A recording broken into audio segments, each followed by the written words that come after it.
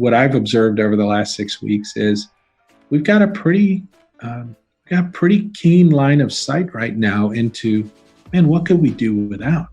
What if we had to cut something out of our regular routine, but whether it's financially or any kind of decisions or anything like that, we've got a lot of thoughts around, hey, when things open back up again, do we really need to add that one back? So it's a combination of the discipline of saying no, and that's not easy. Boy, that's not easy. And I'd be the first to tell you that, we're loaded up with activities, saying no to stuff, whether it's social commitments, whether it's extracurricular commitments, whether it's, work-related extra commitments. That's going to test us a lot in these coming weeks and in these coming months.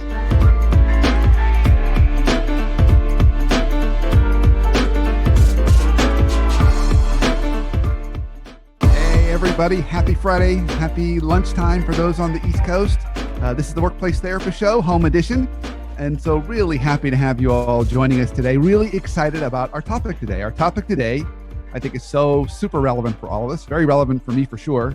How do we make the most of this time with our families? How can we really make the most of this time and really have this time that we have, which is you very unique with our families, and really build those bonds and connections? So to help us on this journey, not only do I have my wonderful producer, Whitney, you're looking very, I don't know, there's the glow about you today. Yeah, it's Angel Whitney to you, Brandon.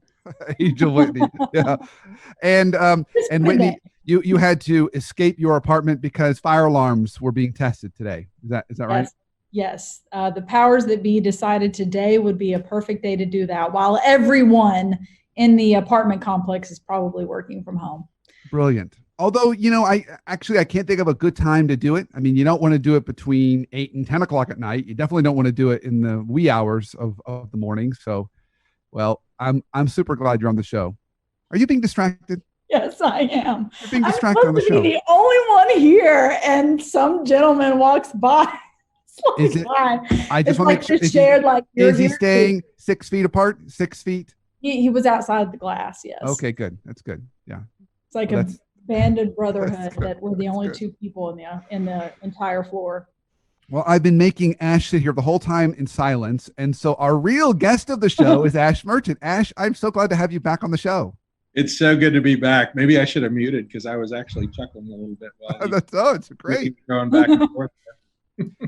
And I don't want to ruin the surprise on why I want to have you on the show back for this particular segment, because you've got something really unique, I think, that you can share with all of us, a really unique story, and now continuation of that story. So I want to spend some time getting to that, and that's going to be the bulk of our conversation today. Really, your story and kind of what you've learned and what you can kind of share with us. But before we do that, I always like to open these shows with something positive. So we can go around and maybe share one positive thing that we saw kind of happen last week, something that really stood out for us. It can be a really small little event, or it can be something, really big. There's no right or wrong, other than I think we need more positivity today. So do we have any volunteers who'd like to go first? Okay, I guess I'm going first. I was going to say, we're so used to clicking the reactions where we get the thumbs up or the applause. That's right. So I'll say I had a couple kind of good positive things happen this week. One, actually, and this is a big thing for me because I found it's helped me from a mental health perspective. My calendar's filling up a little bit more. So I find actually my worst days are the days when I've got nothing scheduled, because I don't have that structure. And I have a hard time getting stuff done like I need to, even though I have all that freedom. So my calendar is filling up, which is a really good thing. It hasn't really been that full for the last kind of 3 to 4 weeks. It's been at kind of 50%, 60%, 70%. That's filling up a little bit more. So that makes me feel a little more focused. And so that's been a good thing. And a bonus positive, this is kind of a mixed positive, but positive nonetheless. Today is my daughter's last day of high school. So officially her last day. She still has AP exams she's got to take, but today marks kind of the last day for Roswell High School seniors. So she has officially graduated, and she's already checking the mailbox for checks and everything else that would come for graduating seniors. So those are my two positives. Excellent. Whitney, Ash, who would like to go next? Whitney, go ahead. Okay. Well, I will echo your words, Brandon. We've, by way of work, we were able to send out some new proposals this week. We got several. This is the week we've had probably the most proposals since everything kind of changed. So that's exciting. And then being the only one in the office space, the nice folks here have left out snacks for those of us coming in. So I'm partaking in the chocolate bars they left out. Are they all wiped down? Are they sprayed, wiped down, dipped They in are like chlorine double and packaged. They're like Lysol in foil, and then they were in another package. And so I've been eating it like really, I guess, unladylike, because I'm trying to do like this number without touching it. I'm sorry, how does that go again? How do you do that? You have to put your hand here, so you have to hold it here, and Okay. then and then you have to like that, so you don't touch it. Well, that's a positive. And, It is a and positive. it's probably nice to get out of the apartment and like go to an office. Yeah, I miss Sweet Pea. Everybody misses Sweet Pea. All right, Ash, how about you? What's something you noticed this week? So this week, it's interesting with all of what's happened with sheltering in place over the last several weeks. You get to spend more time with family, and I actually we got to witness this week a first for my older son, Will. So just some background, my sons and I are all part of a group called Trail Life USA. It's a faith-based outdoor adventure group, and this week we've been having Zoom calls every week with members of the troop, and this week we had an opportunity to interview someone from Ravi Zacharias International Ministries because the trail badge that we were working on was apologetics, and Ravi Zacharias Ministries is one of the best sources of apologetics information and communication out there. So my older son, Will, actually had a chance to serve as the interviewer for our guest speaker. And really cool. He's never done this before. And this was a first for him. And, as a business professional and as a communicator, I'm busting his chops over the last week and just making sure that he's prepared. And have you rehearsed this? And have you said that thing 15 times? And it just drove him up the wall with it. And I was so proud of him when the event actually happened, because I got to see that, man, this is a 15-year-old kid who is basically doing, Brandon, similar stuff to what you do and what others do in a different, obviously in a different context. But I was so pleased and proud of him and the members of the troop that had submitted questions, and they had a chat room going. And it was just, it was so cool to see that this was a group of probably 11 to 15-year-old guys, 16-year-old guys that are having a very mature and adult-like conversation with a pretty well-known and well-renowned speaker from RZIM. So really cool to see that. Really cool. Really nice. Nice to hear like there's still some growing and learning and connecting happening. Sure. And so awesome when you see, like a kiddo, you're like, you cross your fingers and you think, I really hope they can step up to that kind of opportunity, and to see him do it is really cool. Absolutely right. I bet that was great. Yeah, I think he was excited about it, but I'll tell you, he was glad when it was over, because it was that sort of big exhale of all that preparation. We're done, thankfully. Yeah, totally. Well, maybe after he kind of finishes the exhale, he might say, I think I kind of want to make a go at this thing. Listen, I haven't hit him up for it yet, but I probably will at some point. Well, Ash, that's kind of a good segue. Our topic today is family and how we make the most of our time together with family. So I would love for you to share your journey with particular attention to the most significant and disruptive kind of portion of your journey that you did a couple of years ago. I don't want to spoil your thunder, Sure. Because I think that really there's so many connections between what you and your family embarked on and what all of us are embarking on right now. So kind of walk us through a little bit of kind of your history and then kind of take us on that journey with you.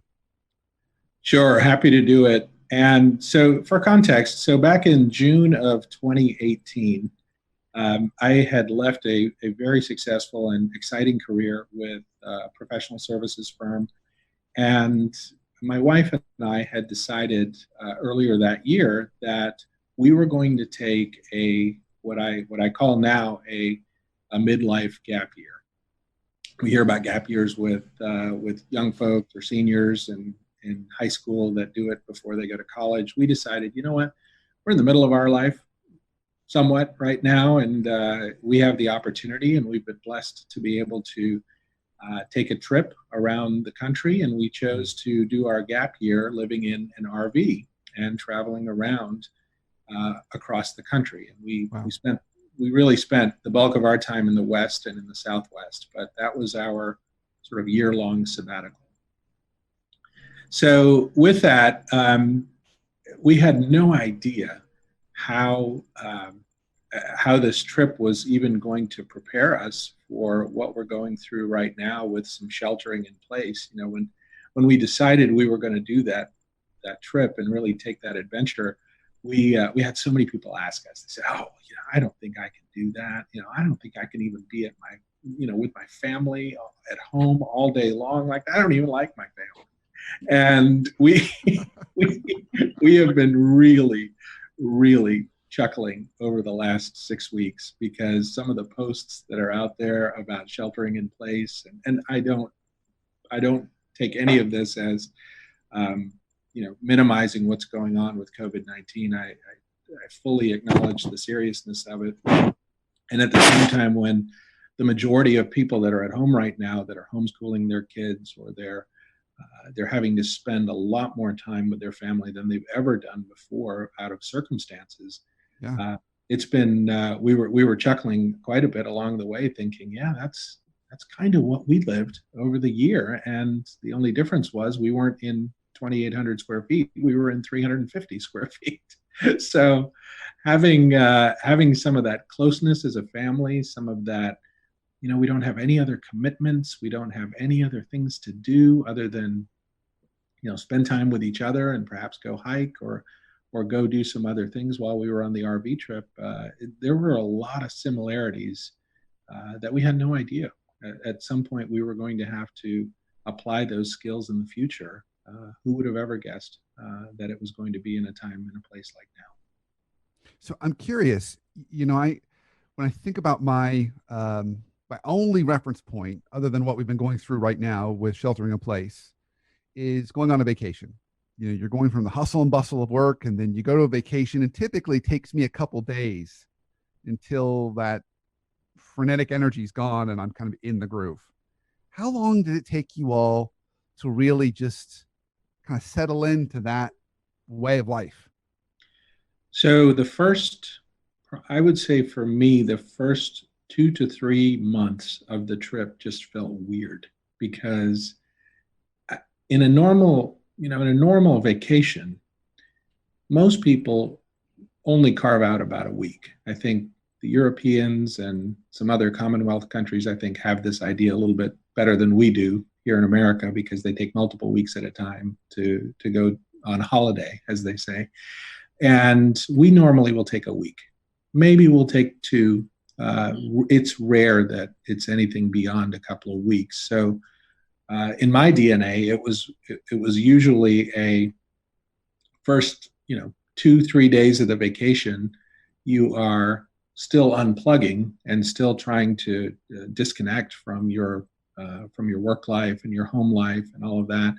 Then you actually enjoy the next 2 or 3 days, only to be in panic mode in day 5, 6, and 7 because you're worried about what you're coming back to, and worse, I used to be in a pattern where I would justify checking my emails, going, towards the end of the trip and checking in with work, but not really checking in. And it's like you had 1 foot in and 1 foot out, and only to justify that, well, I don't want to come back to this avalanche when I get back, and there's going to be so much work, I might as well get a jump on it. Well, that really does, in fact, kill the purpose of taking a vacation. I mean, the whole purpose of a vacation and taking time away is to truly do that, is to unplug, is to be with your family, is to be present, and really be intentional and thoughtful. And so the first 2 or 3 months of our RV adventure felt very much like, it just felt strange for me because having spent 25 plus years in the workplace,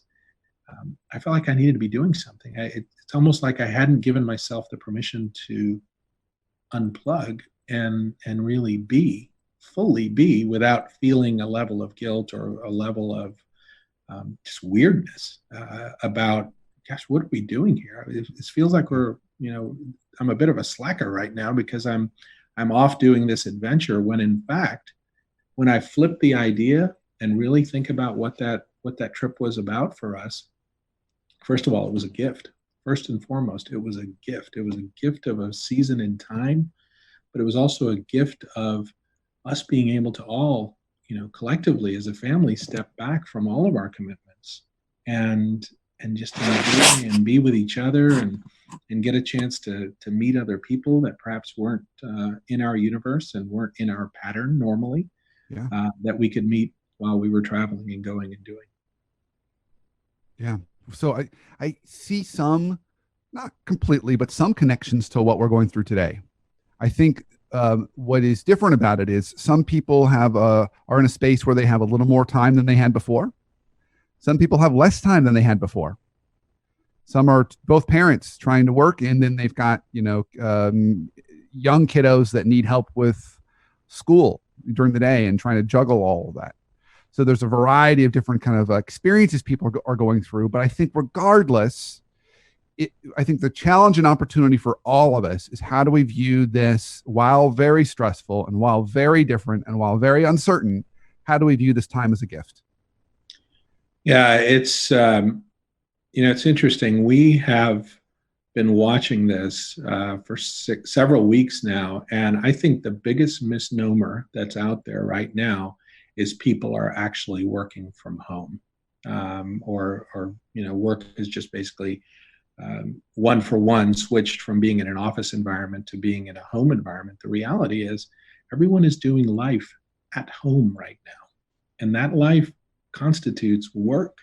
It constitutes your home life. It constitutes your kids' school life, as well as relationally what's happening, and your universe has just sort of shrunk into what your immediate family unit is. And so your life is really, I would say, all of the planets of your family are sort of, moving around in the universe that way, because we can't go anywhere. Shelter in place allows for very little movement in some states. But in most states, we are fairly restricted in what we're able to go and do. And the mad dash to the grocery store to quickly go get supplies and provisions and see if you won the paper towel and the toilet paper lotto. Other than that, people aren't getting out. Well, I love that image of the planets. And so immediately where my mind went was, sometimes those planets collide. So were there ever cases when you were in the RV when, that felt really small, where you were kind of colliding a little bit? And how did you navigate that? My youngest son, Nate, had reminded me, maybe not reminded me, he had the courage to actually say it to me early in the trip. So we were 2 or 3 months into the trip, and we were all still getting used to, what does life look like when dad's around all the time, all day long. They were used to their mom being at home, and Beth homeschools both of our guys, so they were in their pattern, they were in their rhythm. But to get used to their dad being around all the time, Nate actually said to me one day, and it was in response to me making probably an unpopular decision or something that he just didn't want any part of in that moment. And he says, "Daddy, we have some rules around here, and I don't think you know what they are." I was like, "Yeah, that's pretty true. I don't know what kind of, backroom smoke-filled deals you got with your mom over here, but it was me trying to really assert myself. I'm saying, hey, listen, new sheriff over here. I don't have all this other background and context here that your mom does." And it was just different because, and even in parenting, each parent has their own unique styles of how they treat their kids and how things are run at home. So that was definitely some adjustment. The fact that we were physically in smaller quarters certainly made for some interesting interaction too, because unless it was sunny and or reasonable temperature outside, we'd be inside the RV, and there was some periods, especially during the winter or when we were in colder climates, that there's only so much outside time you can have. So then where does everybody congregate? Inside, within a few feet from each other, and you're kind of getting into everybody's business and everybody's space then. So definitely it took some adjustment for what that was. The positive side of that, or the flip side of that, was we actually got to hang out more. We got to play games more. We got to do board games. We got to just come up with, just some creative ways to spend time together as a family, and just do life together. And that was pretty special. Yeah, absolutely. So a mentor of mine has many beautiful, his name's Len Laritz. He's got many great phrases that have kind of stuck with me over my life. One of them that I use repeatedly is, we all hold a piece of the truth. I love that phrase. We all hold a piece of the truth. Yeah. So I'd love to get a few of your pieces of truth out on the table.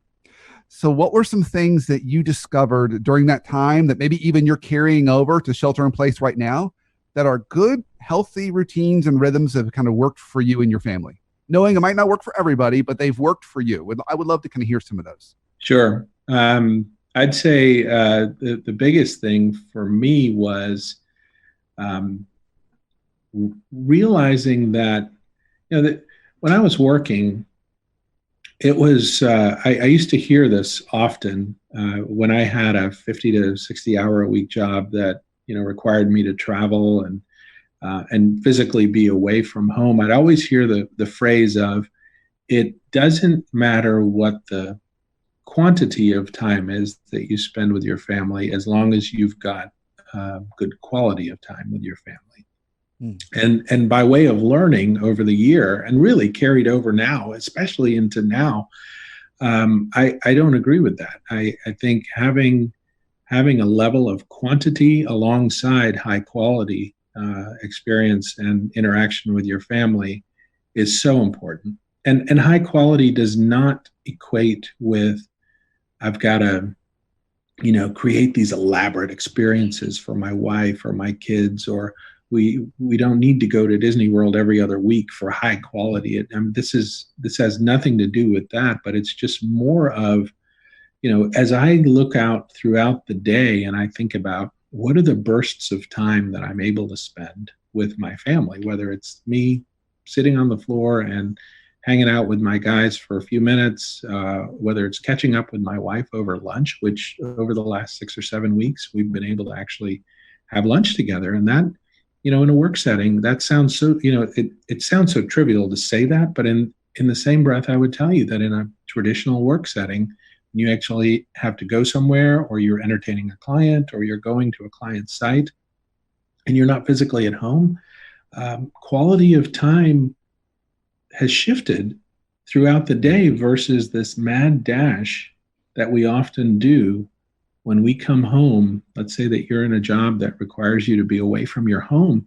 When you come home at 5 or 6 or 7 or whatever that is, and there's this mad dash between dinner and bedtime, you end up time compressing quality of time. And I would argue that quality of time gets sacrificed when you've got all these other competing priorities. And Brandon, to the planets, example, when you've got other planets in your orbit, during that crazy time from 6 p.m. to 10 p.m., something's gonna get missed, or you're just gonna be physically exhausted at the end of the day, and whoever you're wanting to spend time with may not get your best. So that's still a work in progress for us. But I would tell you that as a matter of learning, and as a matter of, hey, this is possible throughout the day. Now, granted, you have to be in we're living in a bit of a bubble right now. I think the real test is going to be that when when shelter in place and when the economy sort of reopens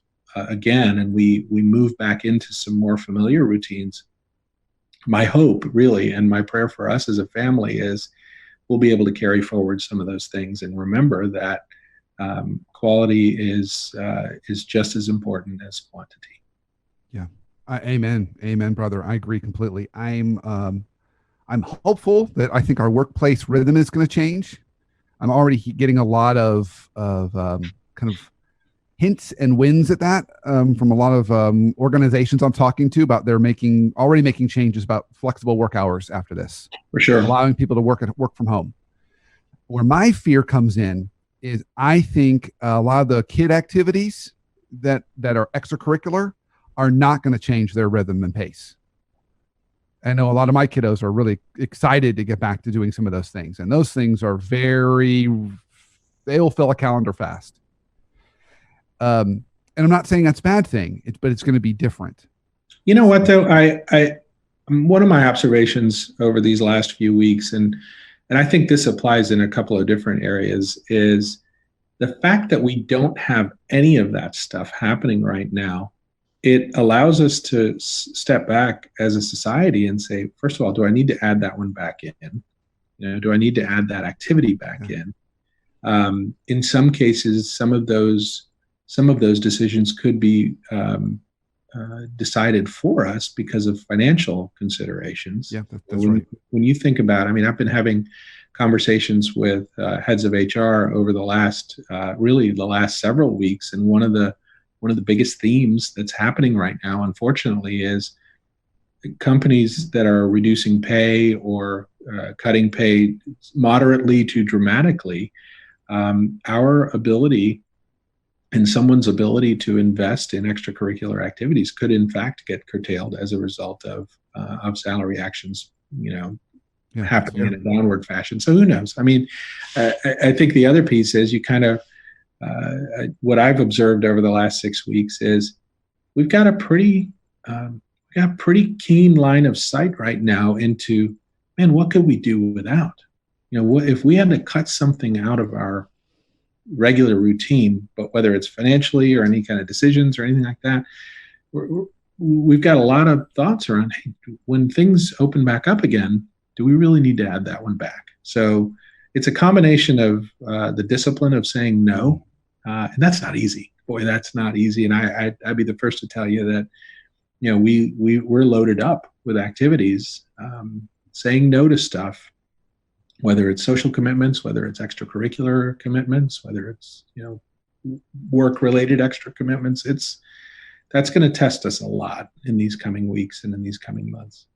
So I want to build on that and ask you a follow-up question. When you came back from your kind of that year-long, whether we call it a gap year, sabbatical, whatever we want to call that amazing adventure, what were some things that you didn't add back into your life?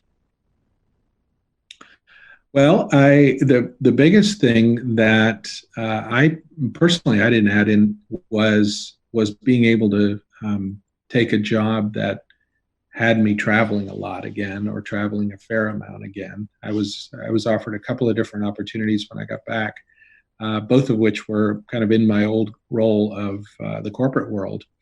And I actually opted not to pursue either one of those opportunities, partly because I wasn't ready to get back to that kind of a schedule and pace and grind again. But just even something as simple as a commute going into work every day. For much of my professional life, my one-way commutes into the offices in which I served would be about an hour each way. So when you think about 2 hours a day, 10 hours a week, you really start thinking about, boy, what else could I do with those 10 hours of my week?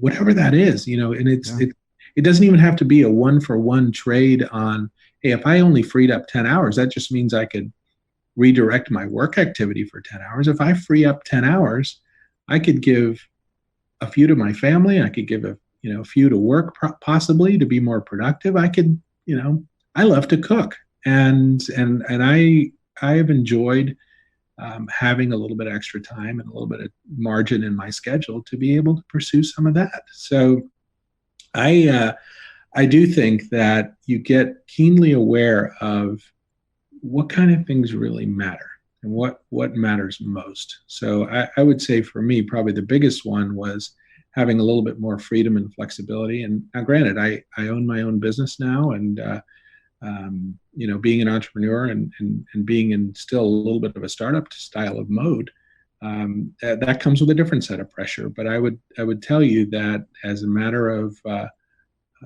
what did I not add back? Part of it was just around commute, and part of it was just around the actual wasted time spent in a car going to and from. Yeah, great example. So I've got one more question I want to ask before I open it up to folks watching and listening right now. So yeah, sure. Whitney, keep an eye on our Facebook chat for me. And this is selfish, but I bet everyone's asking some version of this question in their mind. What are some good conversations that we could be having with our family right now, either one-on-one with our children, with our spouse, or as a family, maybe that you discovered being in an RV, 350 square feet for a year, that would be, that now would be a great time to do that. That in our normal hustle and bustle, we just don't make the time for. Are there any conversations that you found yourself having? You thought, wow, that really grew us together as a family, or I got to know my kid better, or there was more intimacy. What was any of those advice you might have for us? It's funny. One of the gifts of the RV trip is almost every day. I mean, it was very few exceptions. Almost every day, I had an opportunity to have breakfast with my youngest son, with Nate. And Nader and I we would be the early risers, and we would get up. Now he was 5 and 6 on the trip, so we would sit at the breakfast table, and sometimes our conversations were silly, and sometimes we'd actually have some meaningful level of discussion. I mean, meaningful relative to what a 6-year-old meaningful conversation can be, but I don't know if it was necessarily one question or if it was just more of a listening to, boy, how does his brain work?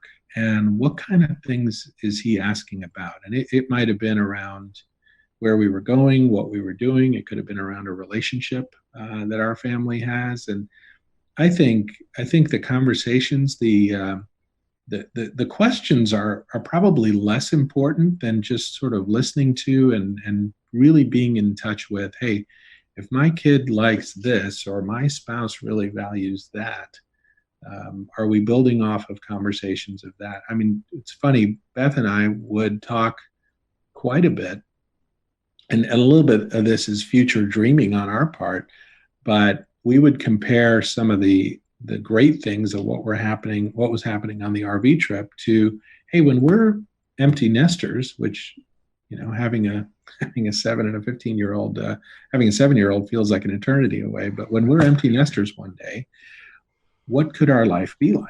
What might it be like? And you start talking about things like, what your plans are, and God willing that you're here to be able to execute on those plans. We found, for Beth and I, that we were having conversations like that of, hey, when we come back here again to this location or this place, we might want to take a look at this or see that, or we didn't get, we'd love to spend more time doing this. So I think just sort of being in tune and listening to, boy, what are the things that really matter most to our kids, to our spouse, and then being able to build off of that. Yeah, sounds like too, just and creating the space for those conversations to unfold and being fully present, and then just deeply listening. I love that. It's less about the questions and more about creating that space and allowing it to go where it can go. No, for sure. Yeah, that's fantastic. Well, I've got more questions, but I want to open it up. Whitney, what kind of questions do you see on our Facebook Live chat, or anything you might have? We do. We have questions on Facebook Live. So I'm going to start with Chi-Chi. And I love this comment. She said, when I did study abroad in Paris, my French family would leave work or school to have lunch together. We also had dinner together. It was one of my highlights from the trip, aside from the Eiffel Tower. What are some ways, Ash, that going back to whatever the new normal is going to be, that we can maybe merge or marry the two? So even though we may have to physically go back to work in an office or school, are there things we can put in place to still cherish that time and make sure that we have that time to spend with family? Yeah, I think it's interesting. We're in a place where we think about how we live our trip, and part of how we relive our adventure is through pictures and through video. And my son ran our blog the time that we were away, so we have a chance to kind of think back and look back to what was happening.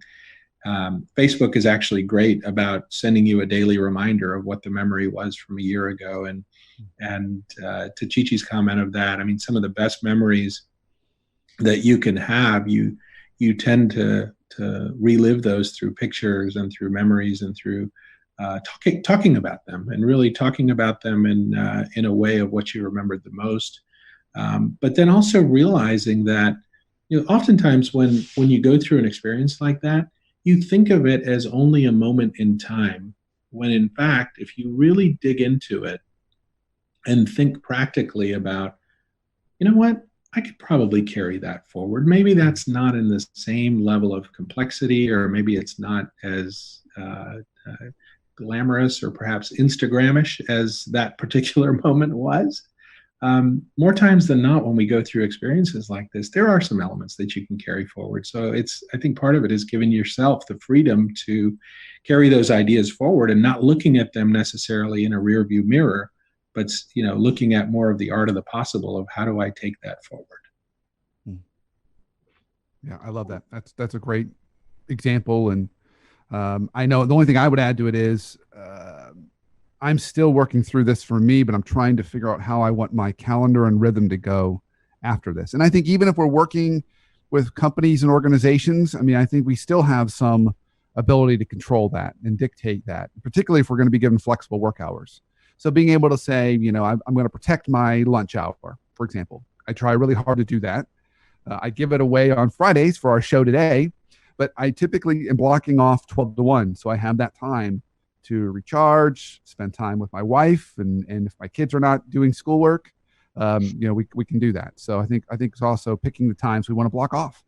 Well, listen, I think, I have a prediction on this, that when we do in fact turn a corner or two and really start resuming, I hate to say the new normal, because this event was so jarring that I don't know if new normal is even the right way to describe it. Because if in fact we go back to the way things used to be, we've missed a huge opportunity. So I do think my prediction is that going forward in the workplace, especially when you hear the phrase, I have something to do with my family, or I need to take care of something with my husband or my wife or my children or anything like that, the way that message is received by an employer is going to be very different. And I don't know if that's wishful thinking on my part, or if that's just a very stark reality of, how many Zoom calls have people had where, your kid's doing bunny ears in the corner, or, your pet is jumping on your lap in the middle of a call.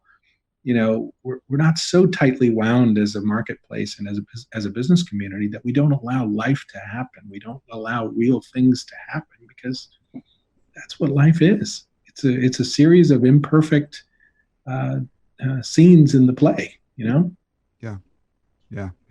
Great. Yeah. Fantastic. Whitney, how about another one? Yeah, so a little bit on the flip side of that, Stephanie asks, what are some suggestions you could make to differentiate work life and home life when you work from home? Any tips for shutting off work brain at the end of the day? Yeah, I think, this is one we all struggle with. I think the biggest thing I would say to that is establishing boundaries. My wife will tell you that the most common thing she'll hear me say sometimes is, it's just hard when you have a never-ending to-do list, and there's always, she's heard me say it a million times, that there's always work to be done. I think having the having the discipline, but also giving yourself the permission to turn it off at night. We tend to carry this burden of guilt, completely unfounded too, that if we don't turn it off, then it's not going to get done. Or worse, we cheat ourselves by saying, I just got this one more thing I got to get done. Or I just got this one more. And pretty soon your one more becomes 5 more or 10 more. And I think establishing a level, and this is something I struggle with, is, establishing the boundaries around, okay, when it's done, and then I can turn my attention to what I would say home life. I mean, most of us are in situations where we're not first responders. We're not, people that are, dealing in situations that involve life and death.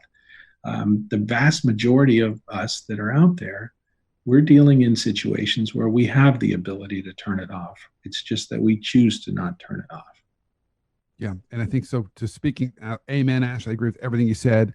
And again, for the folks that have the ability to work from home, and I will share this as a best practice. I'm not always good at it. So let me go ahead and put that out there. Best practice in this is have a designated place where you're going to work. So don't carry your laptop around and work in your bed and work at the kitchen table and work at, because then now you're working everywhere. So if there's a designated place, then you can go to that place when you're going to work and you can leave that place when you're done. That's right. It'll make it a lot easier. So I do have, I'm fortunate enough that we have enough space where I have an office. Some of us don't have that. Some of us have to work on the kitchen table. I have a dedicated office because so much of my work is virtual. So this is where I work. And when I'm done working, I leave. Now, the key is, to Ash's point, I've got to be really disciplined about not then coming back down into my office.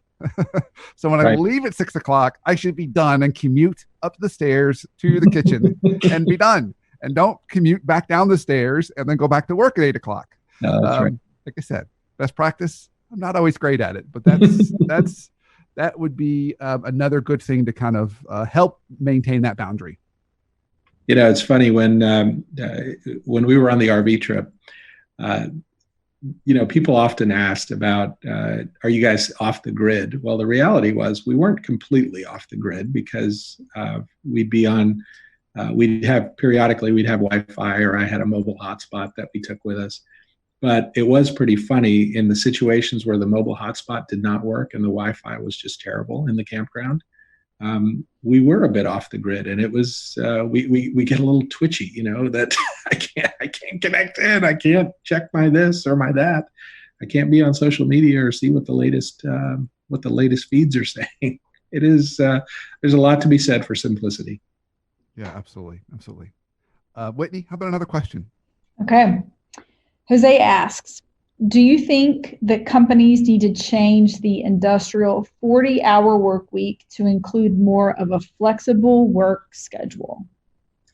I believe that's happened. I believe it is in motion. If it hasn't happened, and if companies haven't turned completely, I mean, this was a very interesting social experiment that was unplanned, and a very interesting workplace experiment that was unplanned. I do believe that more companies that look at this through the lens of, as long as our work is able to get done, when it gets done, how it gets done, the manner in which it gets done, unless it's very process or production or plant specific, or very in that way role specific, that requires you to be in a place for a set period of time, I believe we are going to see a lot more freedom and flexibility to how work gets done. Yeah, I agree completely. I think that's right, and there is challenges with that. So the opportunity is we have more flexibility and freedom to set our schedule. The challenge is we have more flexibility and freedom to set our schedule. So I think to Ash's point earlier, we're going to have to be really intentional about setting what those boundaries are and what works best for us. I think, Jose brings up a great question, because there's no substitute for community. None. I mean, there's no substitute at all for face-to-face, person-to-person community. And I believe that if we pivot too far in that direction of, hey, let's just be flexible and let's let people kind of do their own thing. And whether if you want to come in, that's great. If you don't, you work from home.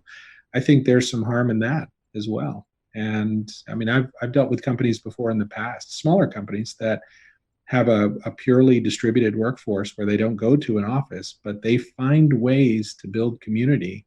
I mean, we've been seeing what Google Hangout and Zoom meetings and WebEx and all that really pick up speed over the last 6 or 7 weeks. There's many of the progressive companies have been using this kind of technology for years now to build community in places where they don't have physical office space. So they have to be that much more ingenious and creative about how they bring people together. Yeah. The folks that have hard real estate, that have bricks and mortar real estate where people are actually coming into an office, I do believe that there is great value. I was part of an organization where there was immense value in being able to come in and collaborate with your colleagues and sit across the table from them, these days probably 6 feet apart, and just be able to collaborate with them in a meaningful way, looking at somebody face to face. Yeah, I think you're right. Having a mix is going to be the key, and what that mix is, again, we'll have to figure that out. What's going to work best for everybody? Agreed. Yeah. Whitney, do we have another one? Well, if I may add a follow-up question to that, because I'm curious, what are your recommendations to the employee whose boss expects everything to go back to normal? So for example, just before our call, I talked with a good friend of mine, and they're already back in the office, but during their work from home time, they had to video virtually check in with their boss 3 times a day during quarantine. It was, she said it, I will quote her, micromanaging at its best. So for those bosses that expect that everything's just going to go back to normal when all this is done, what are there some words of encouragement or maybe guidance that you could say to those employees, right? Like I think of Brandon's happiness formula, right? Because that would break the formula for me if I was not trusted to do my job without sitting at a desk. So think about the thing I would say to that is, if a crisis like this one drove that kind of a behavior out of a manager or out of a leader, chances are pretty likely that your friend or coworker or colleague or anything like that was being treated like that prior to any of this stuff happening. So this becomes a real test of, what do you want your culture to be in a company? And not that we need to that very same company, there's a level of accountability that work's got to get done, and there's a level of holding people responsible for the things that they say they're going to do. But when you are creating an umbrella of micromanagement, that's a culture killer. It is toxic for culture. It is it's not at all what's going to win in the marketplace going forward. As a matter of fact, I think the companies and the leaders and the managers who actually cling on to that style and type of management is what it is. It's not leadership, it's management. Mm-hmm. They're going to lose. They're going to lose long term. That's not sustainable. That's not how you retain your best people. That's not even how you don't even attract good people to environments like that. So I would, the caution flag is probably more to your friend's employer than your friend themselves, because the flippant answer I could give is your friend needs to go get another job with another company that's going to actually treat them with a level of respect and the level of responsibility that they probably deserve. Yeah, I'm going to echo everything Ash said. Amen. I would say the same thing, and I'll be even more direct in this way. This is a test for all leaders, because this is an opportunity and a gift for all of us to learn and grow. And you're going to see that the best leaders step up to that. They become open to new ideas, open to new ways of doing things, open to ways to make the workplace better, healthier, more productive. The ones that are resistant to that, to Ash's point, I would throw up, rather than an orange flag or a yellow flag, I might throw up a red flag and say it's an obvious test. If they fail the test, they deserve to have employees exit that business and find a healthier environment. That's the only way they're going to learn. So that is a litmus test for all of us. Are we learning and growing through this so we become healthier, better, more productive? Because for sure, the best companies are going to do that. For sure, Brandon. Let me add one thing to it, and this is some work that we are currently talking to some clients about, is storytelling coming out of COVID-19 is going to be such a significant leadership competency. Yeah. When you think about stories that are being curated right now that people have lived over the last few weeks, and it doesn't matter whether they were work-related or whether they were home-related, people who, and particularly leaders now, who are able to draw those stories out from their teams and draw those stories out from their people. Stories are the things that are always remembered in the future. And to the extent that people are able to really acknowledge and recognize and perhaps even just etch in the memory what a good story was, or a series of stories were, that where did our employees step up? Where did our folks rally around somebody that maybe they had the coronavirus, or maybe they were affected a lot more deeply than most people because of a family member or because of their own situation? Those are the kinds of things that people are going to remember. They become the legends of companies. They become the legends of family history.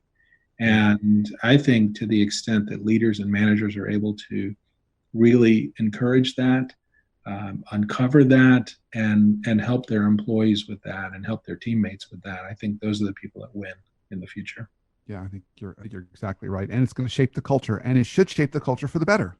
For sure. For the stories of resilience and teamwork and collaboration. Absolutely.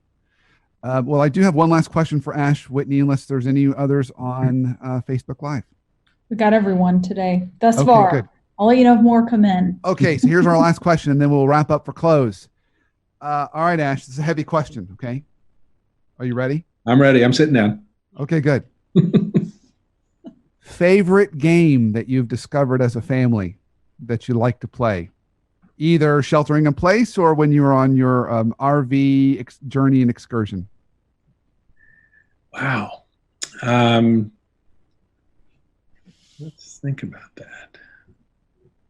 We've always been we've been a great board game family, and we're huge fans of Settlers of Catan.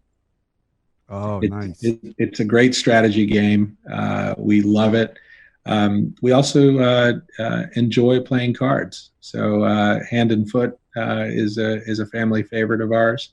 So I would say those two probably are most. We're teaching Nate how to play Junior Monopoly and getting him into some of that. But yeah, I'd say Settlers of Catan is probably our family favorite one. I wonder if I could get Abby to play that. I don't know. I will say we dusted off the old school Clue, and we've been playing Clue the last couple of weeks. So good games. Colonel Mustard. Colonel Mustard in the library with the candlestick. Absolutely right. Yeah. It's been fun, entertaining. Well, Ash, thank you. Thank you for everything you've shared with us today. Not only your story, but your perspectives and insights. And of course, and Whitney, thank you for hosting and producing our show today. Really, really appreciate it. My pleasure to be here, and thank you all for having me. It was great to be back, and looking forward to seeing both of you in person at some point in the future. Absolutely. Well, we could go over to Whitney's office right now and bang on the glass and wave at her, hold up chocolate bars, wave them. Love it. And of course, thank you all for watching the show, listening to the show. I hope you found it as valuable as I did today, and I hope next week is just as good of a week as this week, if not better. And so until our next show, have a great week and an awesome life, everybody. Great. Bye.